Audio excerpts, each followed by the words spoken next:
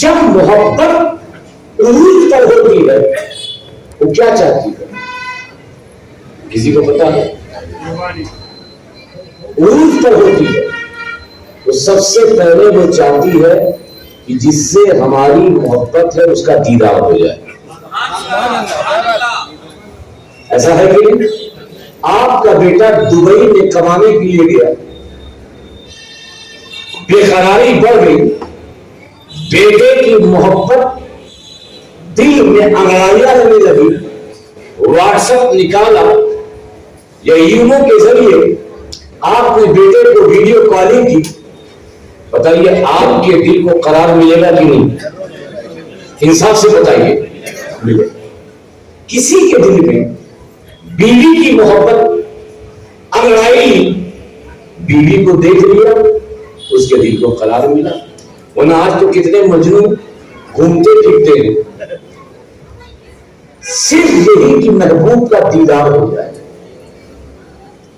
محبوب کا دیدار ہوا, ان کے اس بھڑکتے ہوئے دل کو جو بھڑک رہا ہے قرار مل جاتا ہے.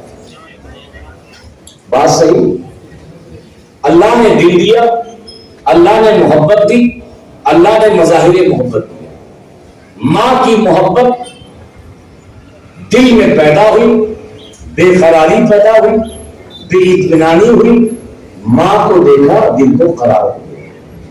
بیوی کی محبت نے لڑائی لی, بیوی کو دیکھا قرار مل گیا. بیٹے کی محبت دل میں انگڑائی لی, بیٹے کو دیکھا قرار مل گیا. دوست کی محبت دل میں جذبات کے ہلچولے کھلا رہی تھی, دوست کو دیکھا دل کو قرار آ گیا. اس لیے کہ چاہت کا یہ مزاج ہے, محبت کا یہ مزاج ہے کہ جب تک وہ اپنے محبوب کو دیکھے نا تب تک اس چاہت کو قرار نہیں ہوتا. محبوب کو دیکھا قرار مل گیا. بات صحیح؟ آپ کو پوچھواتے جا رہا ہوں. ٹھیک, اب میں آپ سے پوچھ رہا ہوں, اس دل میں بیوی کی محبت, اس دل میں ماں کی محبت, اس دل میں بھائی بیٹے رشتے دار ناطے دار دوست احباب سب کی محبت, اسی دل میں تو خدا کی بھی محبت ہے. اور جو جس طرف میں آپ کے ذہن میں لانا چاہتا ہوں, کوئی الگ سے دل تو ہے نہیں, یہی دل ہے. اسی دل میں دنیا کی محبت, اسی دل میں ماں کی محبت, اسی دل میں بہن کی محبت, اسی دل میں بیوی کی محبت, اسی دل میں بیوی کی محبت, اسی دل میں رسول کی محبت, اسی دل میں اللہ کی بھی محبت ہے کہ الگ کوئی دل ہے نہیں. اور یہ قاعدہ ہے کہ محبت محبوب کو دیکھنا چاہتی ہے. کوئی توجہ, محبت کیا چاہتی ہے؟ جب تک اپنے محبوب کو نہ دیکھے تب تک دل کو قرار نہیں, تب تک چاہت کو سکون. ماں کی محبت تھی, ماں کو دیکھا قرار. باپ کی محبت, باپ کو دیکھا قرار. پیر کی محبت, پیر کو دیکھا قرار. اللہ کی بھی محبت تو اسی دل میں ہے کہ یہ دل بار بار کہتا ہے, اے رب جب تو نے دل دیا, جب تو نے چاہت دی, تو اس چاہت کا تقاضا تو یہ ہے کہ جس کی محبت ہو اس کا دیدار ہو.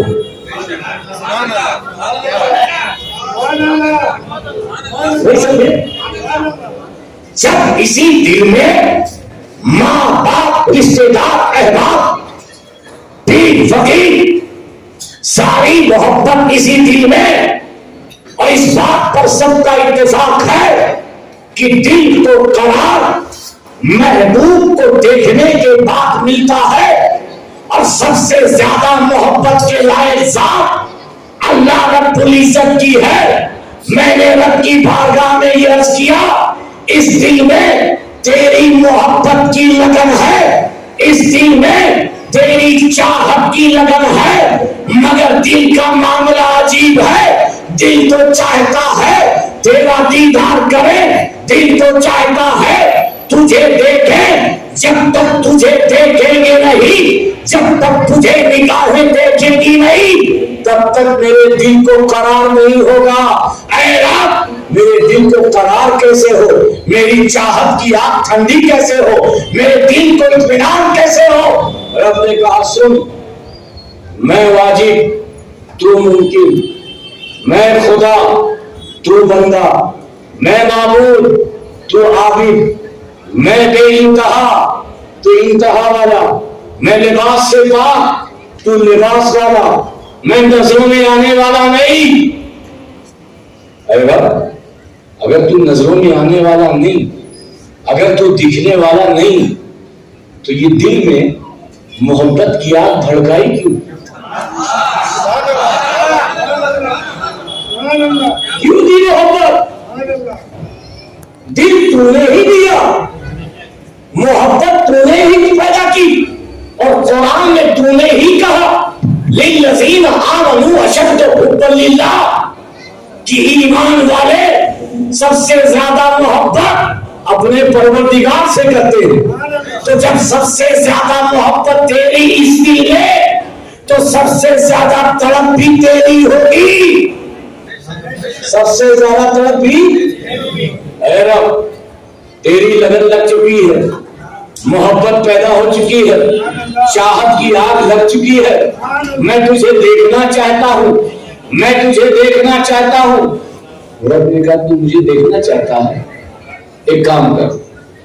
اب بندہ خوش ہو گیا، چلو رب کی طرف سے پیغام آ گیا، رب دکھنے والا ہے، رب ملنے والا ہے، رب اپنے جنوں کو دکھانے والا ہے، رب زیارت کرنے والا ہے۔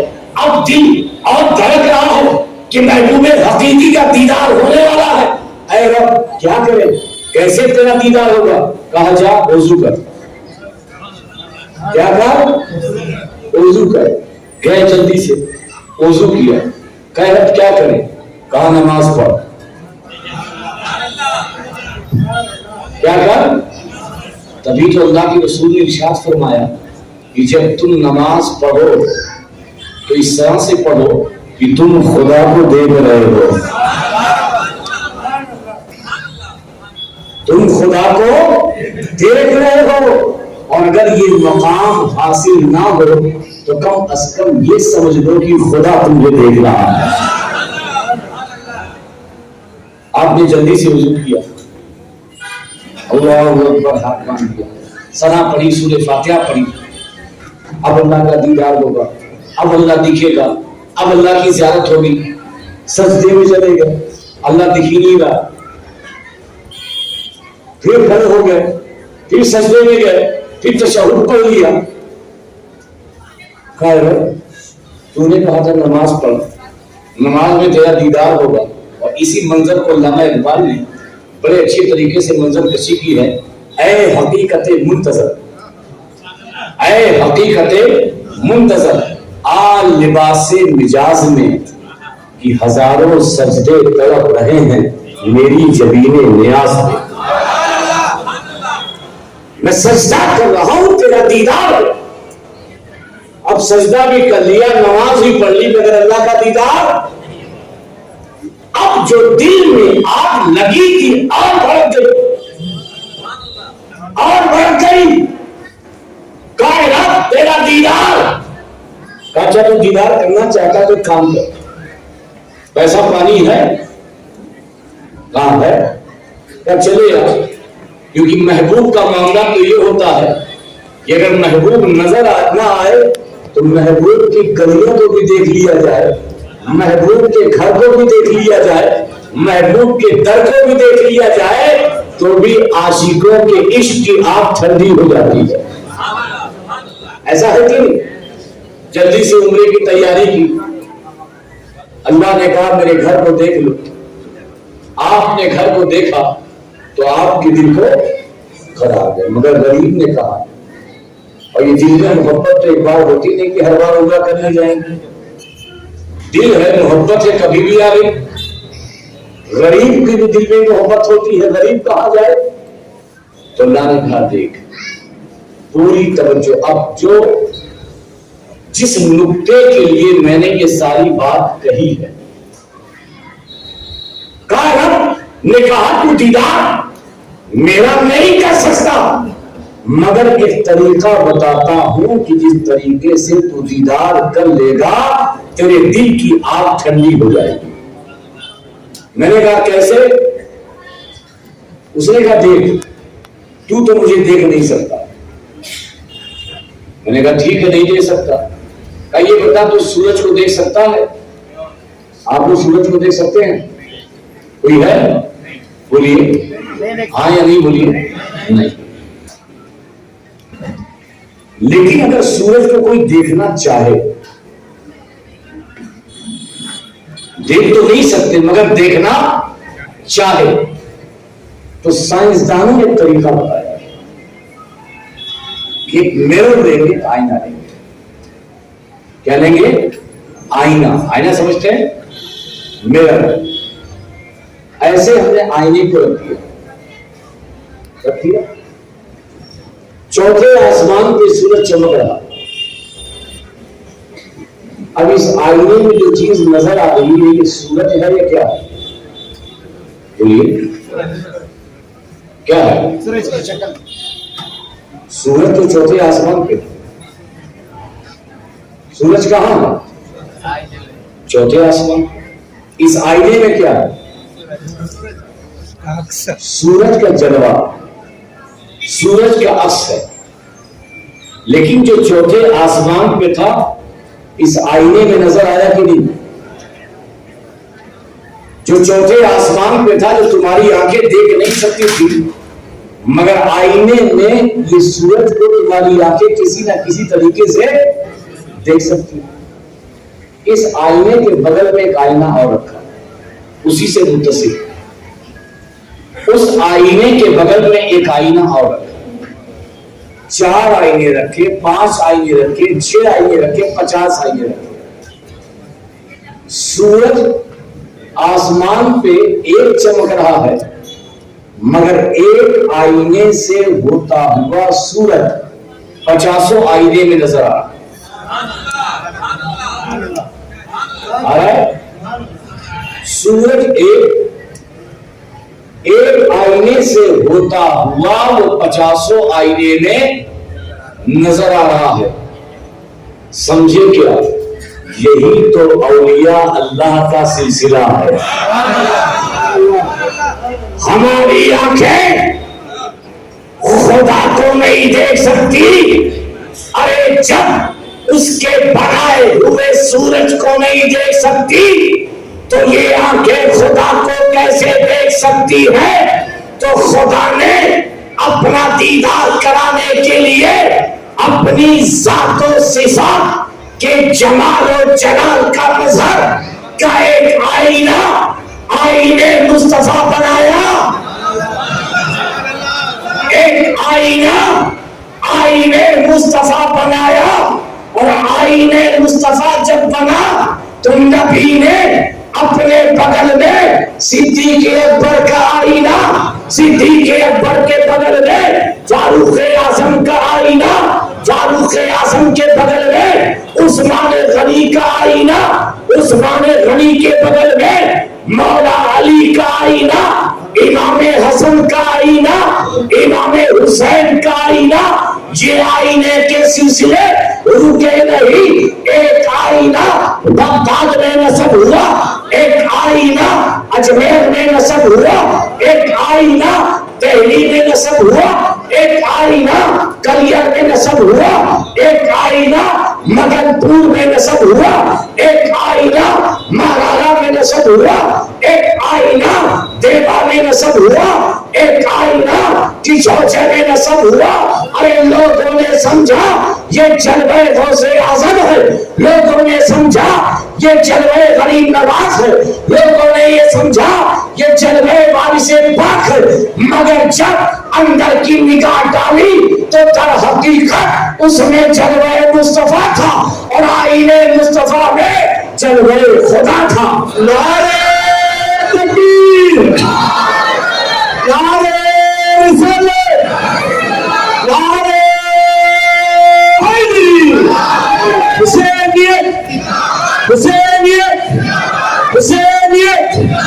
سبحان اللہ. اس لیے جب تم بزرگوں کے آستانے پہ جاتے ہو تم یہ سمجھتے ہو کہ فلاں بزرگ کے آستانے پہ گئے ہیں، تم یہ سمجھتے ہو کہ فلاں اللہ والوں کے آستانے پہ گئے ہیں.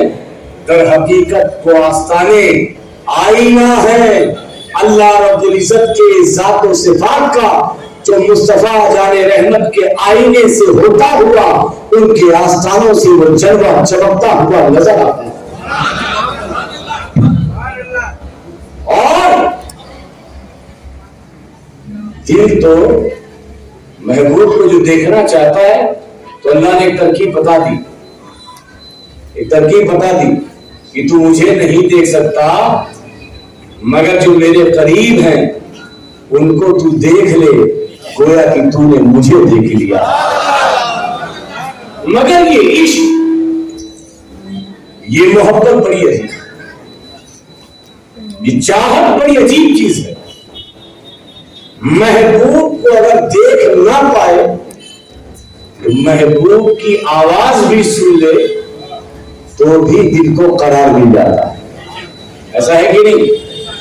جو لوگ ویڈیو کالنگ نہیں کر پاتے تو کیا وائس کالنگ سے ان کو قرار نہیں ملتا؟ 2 گھنٹہ 3 گھنٹہ رات کو بتیاتے رہتے ہیں، ویڈیو کالنگ کا موقع نہیں مل پاتا تب بھی ان کو قرار ہو جاتا ہے، رات گزر جاتی ہے. تو محبت اگر دیکھے نا تو سن بھی لے محبوب کی آواز کو تب بھی اس کے دل کو قرار مل جائے. ایک بزرگ تھے حضرت میاں محمد، کیا نام تھا؟ میاں، پاکستان کے بہت مشہور بزرگ. یہ مستجاب دعوات والی تھے، یعنی جو بھی دعا مانگتے تھے کوئی بھی دعا اللہ تعالیٰ رد نہیں فرماتا، پوری کر لیتا. اتنے اللہ کی بارگاہ میں محبوب تھے. خلق خدا کی بھیڑ، کسی کو بچہ نہیں ہے، کسی کی دکان نہیں چل رہی ہے، کوئی مصیبت میں ہے، کوئی پریشانی میں ہے، کوئی بیمار ہے، کوئی قرضدار ہے، سب آتے حضور آپ اللہ سے دعا کیجیے میری پریشانی دور ہو جائے. میاں محمد ہاتھ اٹھاتے اللہ کی بارگاہ میں دعا کرتے کہ فلاں آیا ہوا ہے بڑا پریشان ہے، اللہ تعالیٰ اس کی پریشانی دور فرما دے. اللہ جو ہے اس کی پریشانی دور کر دے. مگر پرابلم یہ تھی کہ حضرت میاں محمد خود بیمار رہتے، خود بیمار رہتے اور ان کو بار بار کھانسی آتی، بار بار کھانسی آتی. گھر میں کوئی نہیں تھا، صرف والدہ تھی. تو والدہ نے بار بار کہا بیٹا تو لوگوں کی ضرورتیں پوری کرتا ہے، تو اللہ کی بارگاہ میں دعا کرتا ہے لوگوں کی پریشانیاں دور ہو جاتی ہیں، تو اپنے لیے کیوں نہیں دعا کرتا؟ اپنے لیے دعا کر لے تاکہ تیری یہ پریشانی دور ہو جائے. تو حضرت میاں محمد بات آتی اور ٹال جاتی، مگر ماں کا دل جو ہے وہ ماں کا دل ہوتا ہے. آپ دیکھیں چھوٹا سا بچہ بیمار ہو جائے، خاص طور سے کھانسی آنے لگے رات میں، تو ابا تو بستر لے کے چھت پہ چلے جاتے ہیں، تو سنبھال، تو نے پیدا کیا ہے تو سنبھال، میں تو چلا دوسرے کمرے میں.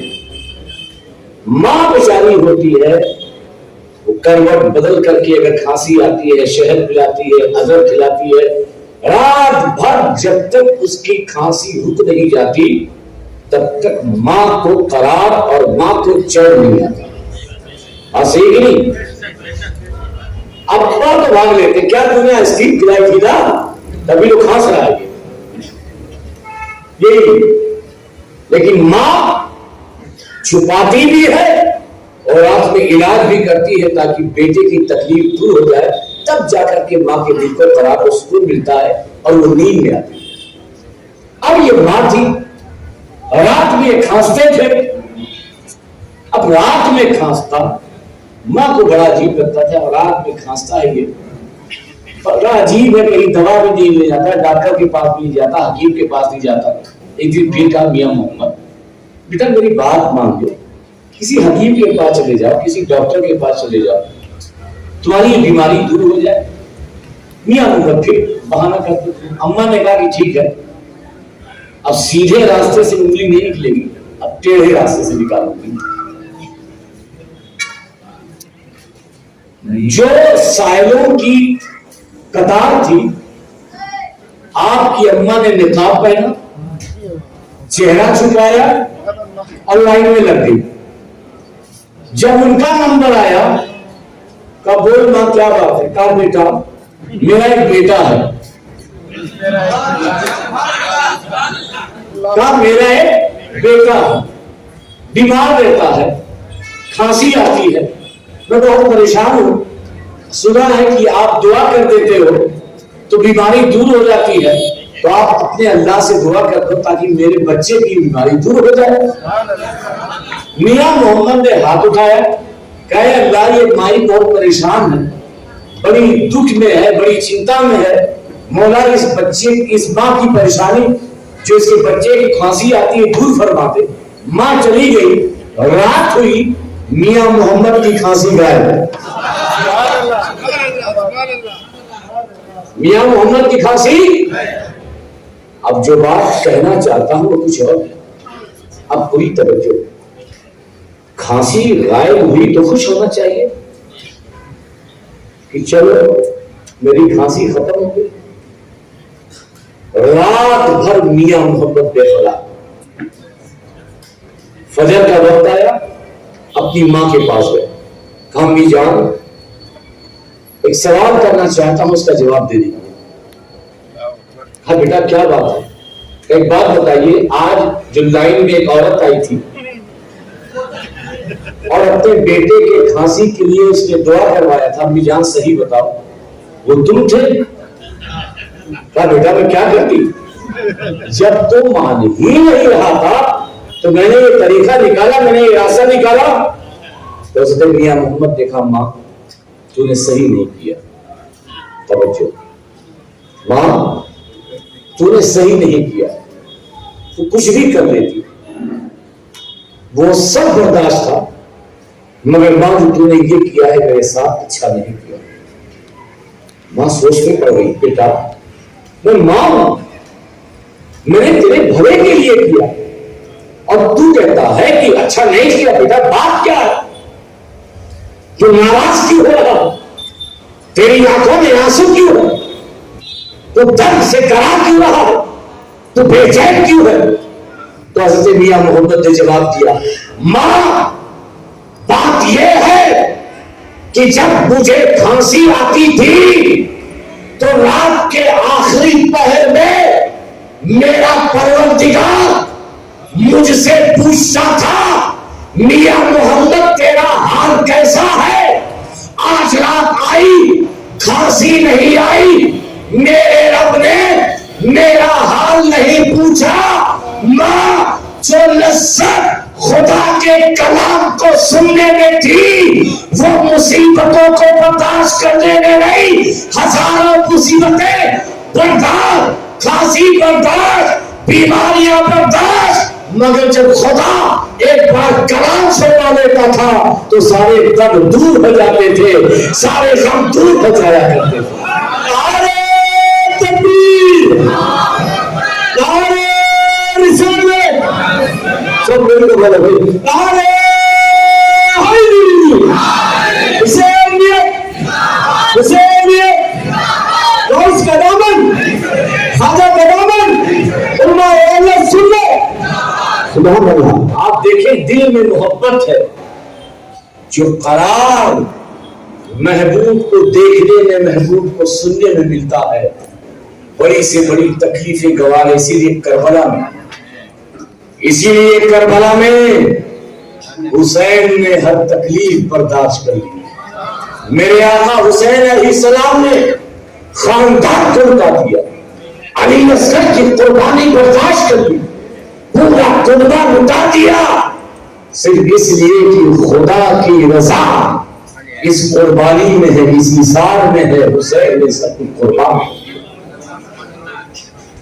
تو دیدار میں جو مزہ ہے، میری بات آپ سمجھ رہے کہ نہیں؟ بولیے ہاں۔ حضرت موسیٰ علیہ السلام تسلیم، آپ کو پتا ہے میں واقعی کی طرف نہیں جاؤں گا، بار بار کہتے ہیں رب مجھے اپنا جلوہ دکھا دے، تو مجھے دکھا دے، لن ترانی، اے موسیٰ تو مجھے ہرگز نہیں دیکھ سکتا۔ قرآن میں پورا واقعہ ہے کہ رب نے اپنی تجلی، اپنی وہ بھی پوری تجلی نہیں، اپنی تجلی کا ایک حصہ دور پہ ڈالا، دور ریزہ ریزہ ہو گیا، اور جو دور پہ اس کی چمک ریفلیکشن ہوا وہ حضرت موسیٰ نے دیکھا۔ تجلی نہیں دیکھی، تجلی دور پر بڑی ریفلیکٹ ہوئی، اس ریفلیکشن کو موسیٰ نے دیکھا۔ موسیٰ بے ہوش ہو کر گر گئے، ہوش آیا تو 40 میل کی دوری پر کالے پتھر پر کالی چینٹی بھی اب حضرت موسیٰ کو نظر آنے لگی۔ اب حضرت موسیٰ کی آنکھ ایسی ہو گئی کہ اگر حضرت موسیٰ کی آنکھ کو کوئی دیکھ لیتا تو اس کی آنکھوں کا نور چلا جاتا۔ تو جب وہ دور کے جلوے کو دیکھا تو حضرت موسیٰ نے پٹی باندھی، دونوں آنکھوں میں پٹی باندھی، پٹی باندھ کر کے گھر آئے۔ گھر جب پہنچے تو بیوی نے کہا موسیٰ یہ کیا، آنکھوں میں پٹی لگا کے آئے کیوں ہو؟ کہا شریک حیات بات یہ ہے کہ آج میں نے رب کے جلوے کا عکس جو پہاڑ پر پڑا میری آنکھوں نے دیکھا، اور اس کا عالم یہ ہے کہ اگر کوئی میری آنکھ کو دیکھ لے تو آنکھ والا بھی اندھا ہو جائے۔ میں نے اپنی آنکھوں کو چھپا کے رکھا ہے تاکہ لوگ اندھے نہ ہوں۔ تو بیوی ضد کرنے لگتی ہے، پتا نا چاہے نقصان ہو چاہے فائدہ ہو دکھاؤ، میاں جتنا روکیں گے بیوی اتنی کہیں گی دکھاؤ۔ حضرت موسیٰ نے کہا دیکھو مت دیکھو، تمہاری آنکھ چلی جائے گی، اس کو تو برداشت کرنے کے قابل نہیں ہو۔ بیوی بھی چالاک تھی، عقل مند تھی، کہ موسیٰ اللہ نے 2 آنکھیں دی، اللہ نے 2 آنکھیں دی، ایک بند کر لوں گی، ایک سے دیکھوں گی، ایک چلی گئی کوئی بات نہیں، ایک تو رہے گی۔ اب بیوی کی جب ضد ہوئی تو کہا کہ حضرت موسیٰ نے اپنے چہرے سے نقاب اور آنکھوں سے پٹی کو ہٹایا۔ اب پوری توجہ، جیسے ہی حضرت موسیٰ کلیم اللہ علیہ السلام کی بیوی نے حضرت موسیٰ کی آنکھ کو دیکھا، فوراً ان کی ایک آنکھ کی روشنی چلی گئی۔ جب آنکھ کی روشنی چلی گئی تو کوئی اور بیوی ہوتی ہے اللہ موسیٰ میری آنکھ گئی، مگر حضرت موسیٰ کی بیوی نے کیا جواب دیا؟ توجہ، اے موسیٰ میری ایک آنکھ کی روشنی گئی، کوئی بات نہیں، پھر آنکھوں سے پردہ ہٹاؤ، آنکھوں سے پردہ ہٹاؤ، یہ آنکھ بھی اس جلوے کو دیکھنا چاہتی ہے۔ اگر اللہ 1000 آنکھیں بھی دے تو جو جلوہ تیری آنکھوں نے دیکھا ہے 1000 آنکھیں بھی اس رب کے جلوے پر قربان ہے۔ آپ دیکھیے یہ کیوں ہے؟ کیونکہ جنہیں اپنے رب سے پیار ہوتا ہے، جنہیں اپنے پروردگار سے پیار ہوتا ہے، جو ایمان والے ہوتے ہیں، جن کے دل اس محبت میں انگڑائی لیتے ہیں، تو ان کا نقشہ ہی عجب ہوتا ہے کہ وہ رب کے دیدار میں تڑپتے رہتے ہیں۔ اگر رب نظر نہیں آتا تو رب کی تجلیات کی برسات جہاں بھی ہوتی ہے، یہ ایمان والے گلی گلی اونچا اونچا ان درگاہوں ان آستانوں پہ جاتے ہیں تاکہ ان کے دل کو قرار مل جائے۔ کے ساتھ غوث اعظم سے مانگو گے تو میرا غوث تمہیں ضرور عطا کرے گا۔ اب اسے دیا رسول حسین جیسے علی شریف جیسے علی شریف غوث کا دامن خواجہ کا دامن علماء اہل سنت سبحان اللہ سبحان اللہ، تبھی بزرگوں کا فیضان ملے گا۔ آج ہمارے اور آپ کی خوشی کی بات ہے کہ آج دیکھا آپ نے سیدہ زینب ایجوکیشنل فاؤنڈیشن کی طرف سے بچیوں کو تحفہ بھی دیا گیا، اور سب سے بڑی بات یہ ہے کہ جو اولیاء کرام کا پیغام انسانیت کا تھا، اور انسانیت کا پیغام یہ تھا کہ وہ مذہب نہیں دیکھتے، وہ ملت نہیں دیکھتے، وہ مشرق نہیں دیکھتے، بلکہ وہ انسانیت کا درد دیکھتے۔ آج سیدہ زینب ایجوکیشن فاؤنڈیشن نے یہ بتا دیا کہ ہم اس سیدہ زینب کی چوکھٹ پہ پلنے والے لوگ ہیں اور خیرات بانٹنے والے لوگ ہیں کہ یہاں پر ہندو بھی آئے، مسلمان بھی آئے، سکھ بھی آئے، عیسائی بھی آئے، سب کو علم سے آراستہ اور پیراستہ کریں گے۔ الحمدللہ ایجوکیشن کو عام کیجئے، سماج میں انسانیت، بھائی چارگی اور محبت کو عام کیجئے، نفرتوں کو مٹائیے، محبت کو عام کیجئے۔ اللہ کی بارگاہ میں دعا ہے کہ اللہ تبارک تعالیٰ آج جو اس محفل کا قیام ہوا ہے حضور غوث اعظم کی یاد میں اسے قبول فرمائے، اور آپ کا آنا، ہمارا بولنا، سب کچھ اللہ کی بارگاہ میں قبول و مقبول ہے۔ وما علینا الا البلاغ۔ السلام علیکم ورحمۃ اللہ وبرکاتہ۔